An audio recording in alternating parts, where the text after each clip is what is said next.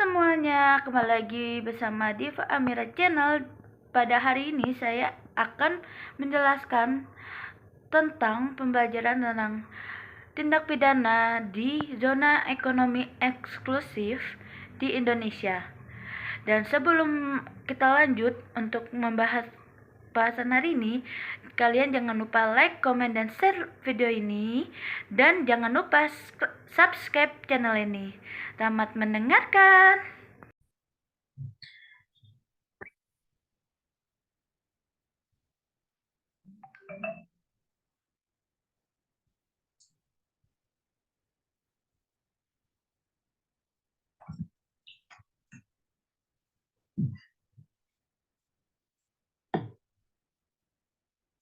ZED, Zona Ekonomi Eksklusif Indonesia. Konvensi 1982 tidak secara eksplisit menegakkan pengertian atau definisi dari Z tersebut. Tidak ada satu pasal pun dari 21 pasalnya, pasal 55 sampai 57 Konvensi 1982 itu yang menegaskan pengertian atau definisi tentang Z. Meskipun demikian, terdapat dua pasal, yaitu pasal 55 dan 57 yang jika dikaitkan satu dengan yang lain ternyata menunjukkan pengertian tentang Z.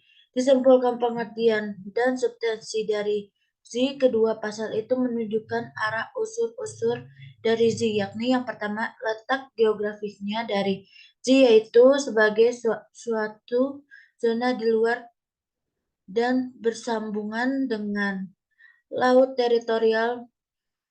Yang kedua, Z tunduk pada rezim hukum yang spesifik sebagaimana ditentukan di dalam bab ini. Bab yang mengatur tentang Z itu sendiri. Yang ketiga, berdasarkan rezim hukum khusus itu, hak dan yurisdiksi negara partai serta hak-hak kebebasan negara-negara lain diatur oleh ketentuan dan relevan dari konvensi ini. Yang keempat, lebar dari Z tidak boleh melebihi 200 mil laut, diukur dari pangkal dari mana lebar laut telah diukur.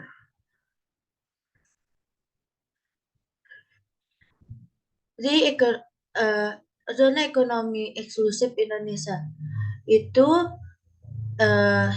pengertiannya itu yaitu zona adalah jalur di luar dan berbatasan dengan laut wilayah Indonesia bagaimana ditetapkan berdasarkan undang-undang yang berlaku tentang perairan Indonesia yang meliputi dasar laut, tanah di bawahnya, dan air di atasnya dengan batas terluar 200 mil laut diukur dari garis pangkal laut wilayah Indonesia. Konsep zona ekonomi eksklusif atau ZEE merupakan perantara hukum laut internasional yang baru. Di dalam konvensi hukum laut yang diprakarsai oleh PBB yang diselenggarakan mulai tahun 1973 sampai 1982, zona ekonomi eksklusif ini dibahas secara mendalam dan intensif sebagai salah satu anggota acara konvensi dan disepakati serta dituangkan di dalam bab 5 pasal 5 sampai pasal 75 Konvensi Hukum Laut Internasional tahun 1982.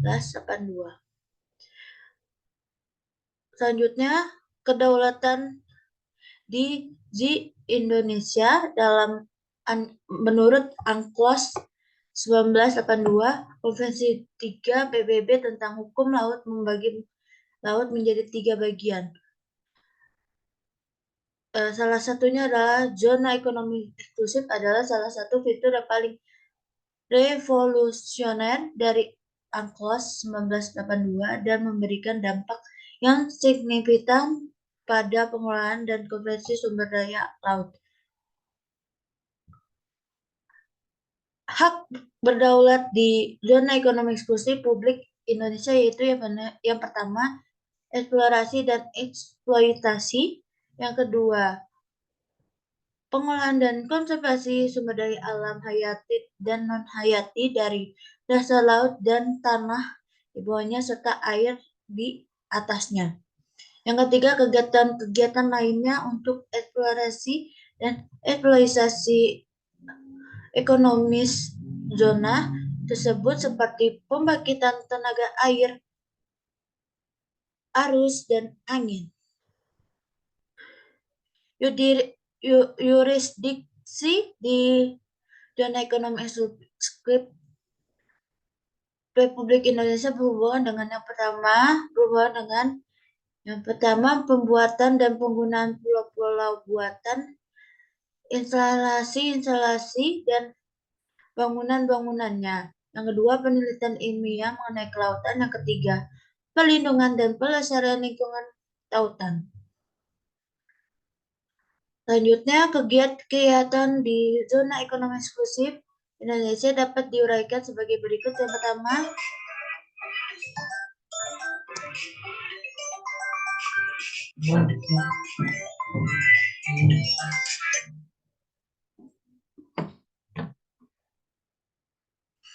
lanjutnya kegiatan-kegiatan di zona ekonomi eksklusif Indonesia dapat diuraikan sebagai berikut. Yang pertama, barang siapa melakukan eksploitasi dan atau eksplorasi sumber daya alam atau kegiatan-kegiatan lain untuk eksplorasi atau persetujuan internasional tersebut harus menaati ketentuan tentang pengelolaan konvensi yang ditetapkan oleh pemerintah Republik Indonesia.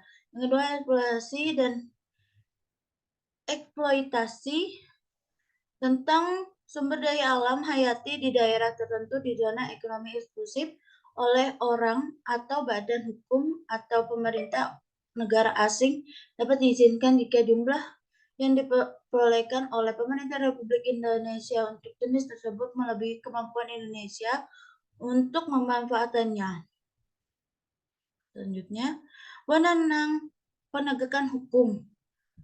Wewenang penegakan hukum terdapat dalam Undang-Undang Dasar Negara Republik Indonesia Nomor 5 Tahun 1983 tentang Zona Ekonomi Eksklusif Indonesia Pasal 13 dan Pasal 14 menyatakan bahwa aparatur penegak Republik Indonesia yang berwenang dapat mengambil tindakan-tindakan penegakan hukum sesuai dengan Undang-Undang Nomor 8 Tahun 1941 tentang Kitab Undang-Undang Hukum Acara Pidana dengan pengecualian sebagai berikut. Yang pertama, penanganan terhadap kapal atau orang-orang yang terduga melakukan pelanggaran di zona ekonomi eksklusif Indonesia meliputi tindakan penghentian kapal sampai dengan diserahkan kapal atau orang-orang tersebut di pelabuhan di mana perkara tersebut dapat diproses lebih lanjut. Yang kedua, penyerahan kapal atau orang-orang tersebut harus dilakukan secara secepat mungkin dan tidak boleh melebihi jangka waktu 7 hari kecuali apabila terhadap keadaan per major. Yang ketiga, aparatur penegak hukum di bidang penyidikan di dan ekonomi eksklusif di Indonesia dalam perwira tentang nasional Indonesia Angkatan Laut yang ditunjukkan oleh Panglima Angkatan Bersenjata Republik Indonesia. Yang keempat, penuntutan umum adalah jaksa pada pengadilan negeri. Yang kelima, pengadilan yang berwenang mengadili pelanggaran terhadap ketentuan undang-undang ini adalah pengadilan negeri yang daerah hukumnya meliputi pelabuhan di mana dilakukan penahanan terhadap kapal-kapal atau orang-orang. Selanjutnya, ketentuan pidana. Untuk undang-undang ketentuan pidana menurut Undang-Undang Republik Indonesia Nomor 5 Tahun 1983 tentang zona ekonomi eksklusif Indonesia mengatur berkaitan dengan ketentuan pidana yang terdapat pada pasal 6 dan pasal 17 yang menyatakan bahwa pasal 16 barang siapa melakukan tindak-tindakan yang pertama eksploitasi dan eksplorasi tanpa izin dan memindahkan dan eksploitasi tanpa izin dan mengindahkan peraturan Indonesia. Yang kedua, membuat atau menggunakan pulau-pulau buatan dan instalasi-instalasi dan atau bangunan-bangunan lainnya di zona ekonomi eksklusif tanpa izin. Yang ketiga, barang siapa melakukan kegiatan penelitian ilmiah di zona ekonomi eksklusif tanpa persetujuan terlebih dahulu berdasarkan syarat-syarat yang ditetapkan oleh Pemerintahan Republik Indonesia. Dipidana dengan pidana denda setinggi-tingginya 225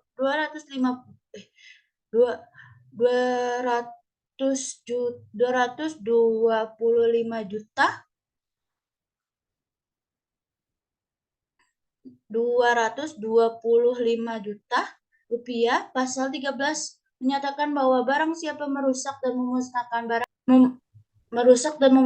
barang-barang bukti yang digunakan untuk melakukan tindak pidana dengan maksud untuk menghindarkan tindak-tindakan penyitaan terhadap barang-barang tersebut pada waktu dilakukan pemisahan, dipidana dengan pidana denda setinggi-tingginya 75 juta rupiah. Pasal memberi penjelasan bahwa tindak pidana sebagai maksud dalam pasal 16 dan pasal 17 adalah kejahatan. Terima kasih untuk kalian semua yang sudah menonton video ini, dan semoga apa yang saya bahas hari ini semoga bermanfaat untuk kalian semua.